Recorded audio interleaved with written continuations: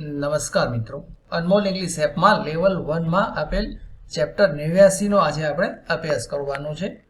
એમાં વાક્ય નંબર 881 થી 890 આપેલા છે, એ આજે આપણે શીખવાના છે. તો ચાલો શરૂ કરીએ. વાક્ય number 881. There are many flowers in the garden. There are ત્યાં છે અથવા છે, many એટલે ઘણા બધા, ગણી શકાય એવી સંખ્યા. મચ હોય તો જથ્થો બતાવે, મેની હોય તો સંખ્યા બતાવે. ફ્લાવર્સ એટલે ફૂલો. ઇન ધી ગાર્ડન બગીચામાં એટલે કે બગીચામાં ઘણા બધા ફૂલો છે. હવે જો અહીંયા FLOWER ફ્લાવર એટલે ફૂલ થાય, અને FLOUR ફ્લાવર એટલે લોટ થાય. ઘઉંનો લોટ કે હોય ને, જેને સામાન્ય રીતે લોકો ફ્લોર બોલતા હોય છે, પણ એનો ઉચ્ચાર થાય ફ્લાવર.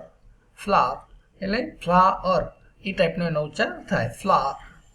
અને FLOOR એનો ઉચ્ચાર થાય ફ્લોર.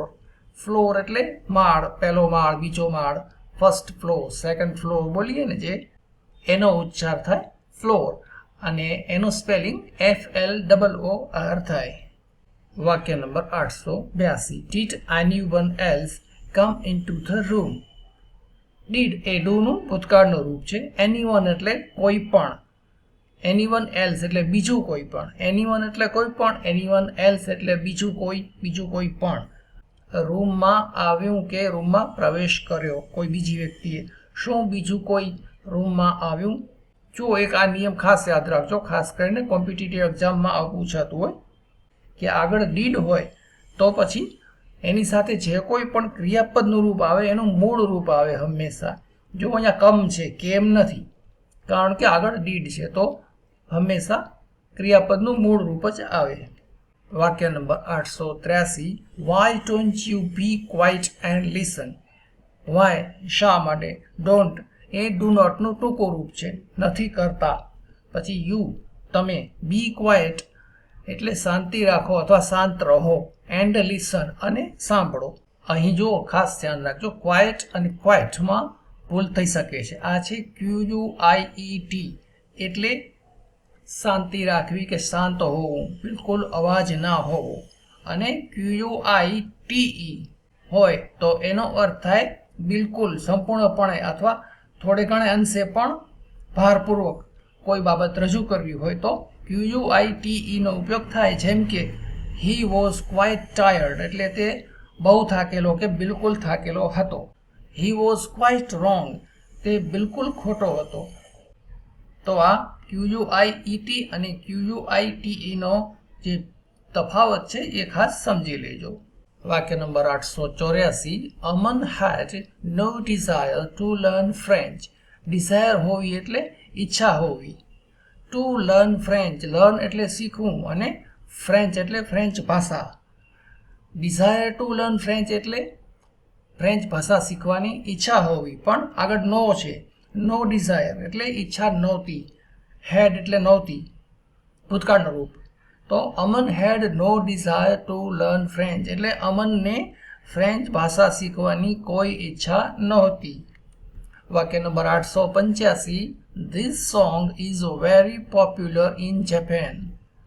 This song આ ગીત, સોંગ એટલે ગીત, એ તો તમને કદાચ ખબર જ હશે. This song એટલે આ ગીત is very popular એ બહુ લોકપ્રિય છે. પોપ્યુલર એટલે લોકપ્રિય. In Japan એટલે જાપાનમાં. આ ગીત જાપાનમાં ખૂબ જ લોકપ્રિય છે. વાક્ય number 886. It will only take a few minutes. Only take માત્ર થોડુંક જ લેશે, એ અર્થમાં કેવું હોય કે only take a few minutes. few એટલે થોડીક, minutes એટલે મિનિટ, અને it will ભવિષ્યકાળ. only take a few minutes એ માત્ર થોડીક જ મિનિટો લેશે એટલે કોઈ કામમાં થોડીક જ વાર લાગશે, એમ કહેવું હોય તો આ રીતે બોલાય. વાક્ય number 887. Why do children lie to their parents? Why do શા માટે? children બાળકો. ચાઇલ્ડનું બહુવચનનું રૂપ છે ચિલ્ડ્રન. ચાઇલ્ડ્સ ન થાય કે ચિલ્ડ્રન્સ પણ ન થાય. ચાઇલ્ડ એટલે બાળક, અને એનું બહુવચન થાય ચિલ્ડ્રન, બાળકો. લાઈ એટલે જૂઠું બોલવું.